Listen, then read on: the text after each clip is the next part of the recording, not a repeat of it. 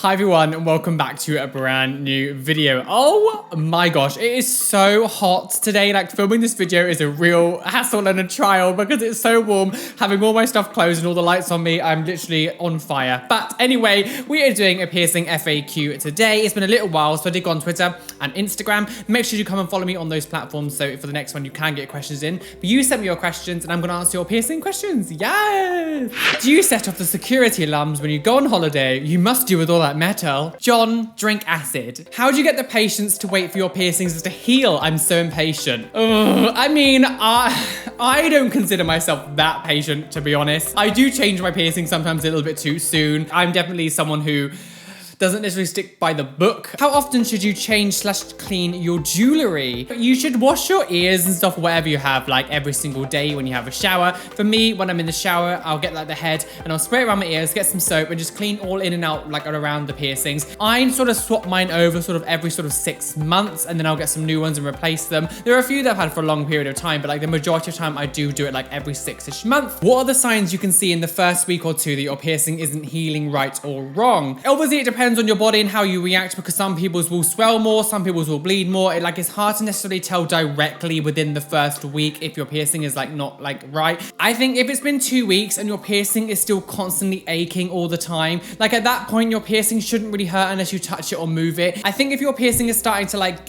let out some sort of yellow pussy substance, then you've probably got something wrong with it. It's hard to necessarily tell, and everyone's body does react differently to things, and as well if the swelling doesn't go down after like a week or so, then you might have something wrong. There's quite a few little signs like that, so I would go back to your piercer and then say to them like, this is happening, what's the problem? Some people's bodies just don't like piercings. Can a piercing heal with a plastic/clear piercing? I mean, I'm sure it can, but it's not recommended. I would say always go, when you go get a piercing, do not change your metal bar that they give you until it's ready. Don't be like, oh, I'm gonna like take it out now to hide it from work or whatever. Like if you can't have them from work, it's probably best just to not to do it. I was changing my eyebrow piercing to a clear plastic one for work when it was very like new and it wasn't healing at all, and I think that's probably why, and I don't think using plastic to heal is very good at all. What is the best time to get a new piercing? Summer, winter, etc.? I always say winter is the best time to get like piercings because it's always so cold. If you are outside, the coldness helps the swelling. However, like in the summertime, if you've got like a brand new piercing and then you're exposing your brand new piercing to really like bright sunlight and heat,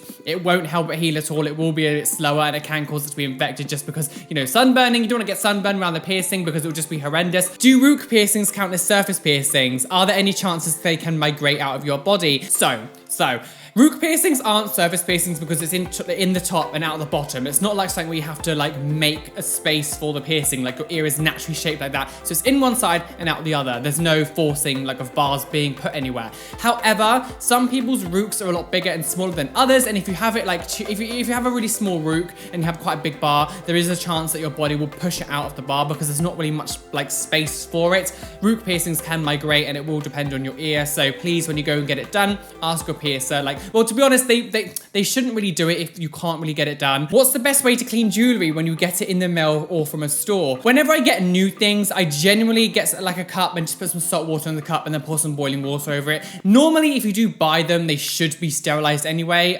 It'd be really weird if a company was to send you something that wasn't clean. But I always buy all my stuff on eBay. So when I do buy things and it does get sent to me, I do clean it with like salt water. Is it normal that my belly button piercing closes really fast? I had it for almost 3 years, and whenever I take it out for my kickboxing classes, it almost closes completely within 2 hours. So this will definitely depend on the person. No one's gonna have the same experience with this. My piercings seem to stay open for quite a long time. I don't really need to worry too much, especially my lip ones. I can leave them up all day and nothing happens. I have my belly button pierced, although I've never taken it out for like a prolonged period of time, so I don't know how quickly mine closes over. Like some people's will close faster, some people's won't, and that's just how your body reacts after taking it out. So there's nothing you can really do about that. So there's nothing wrong with you, but it's just that's how your body reacts to that. What's the difference between piercing with a metal needle or a plastic needle? Plastic needles are a thing. Okay, so oh my gosh, I've never heard of a plastic needle. Is that a thing? Is this person just confused, or is plastic needles an actual thing? I've never heard of having a plastic needle. Do you have a favorite piercing that isn't one you have? Wow. Okay, so people know by now that I love eyebrow piercings, but I had originally had that, so maybe it doesn't count. Maybe not necessarily a piercing, but a body modification itself. I love split tongues. I've always wanted my tongue to be split down the middle, but like I don't even know about how like I would even get around doing that. Would you advise getting pierced at 6mm or stretching to 6mm on my earlobe? It depends on the size of your earlobes already. I mean, if you've got quite small earlobes, I would then advise you to maybe start to stretch it up. If they're quite large, I would say get like a plug, just a dermal punch through, because it does save you time. Would you get a piercing even if you knew it could be a problem in your potential future job? So for me, at the moment in my life, no, I would do whatever I want. Like, I don't care what people say about me. I have a job now that I can look like myself and be happy. The industry that I've always wanted to work in has been very accepting of modified people. Unfortunately, if you do want to work in a profession that is a little bit more regimented in how you look, you do have to take their rules on board. And as much as I'd love to think you could be like that one person to go, I'm gonna defy the rules and be this, the chances are you're probably not gonna get the job. You have to make the decision yourself. I can't make the decision for you. And if you want to get something done, that's amazing and rock it, but just be aware of what it can do. I mean, if you can get something now and then take it out when your job happens, that's cool. And you can have that fun piercing or something for a while, and then maybe, in times come, you might have to take it out, but at least you've had it for that little while. Anyway, guys, thank you so much for all your questions. If I didn't answer your question in this video, please go onto Twitter and Instagram, follow me, and look out for my next one. And next time I ask the questions, you can get your questions in. Anyway, a big shout out to Kelly, who is my top patron. I love you so much. If you want to become a patron and help me out, help me do this full time, there's a link down there as well. And if you would like to get one of my Trot Along Bitch t-shirts that I am wearing in this video, there is a link down below and on screen right now. Please hit the like button, because that's really help me out, and subscribe if you are new. I do videos every single week, and I'll see you all very soon for another piercing or fun video or gay shit, I don't know. Bye.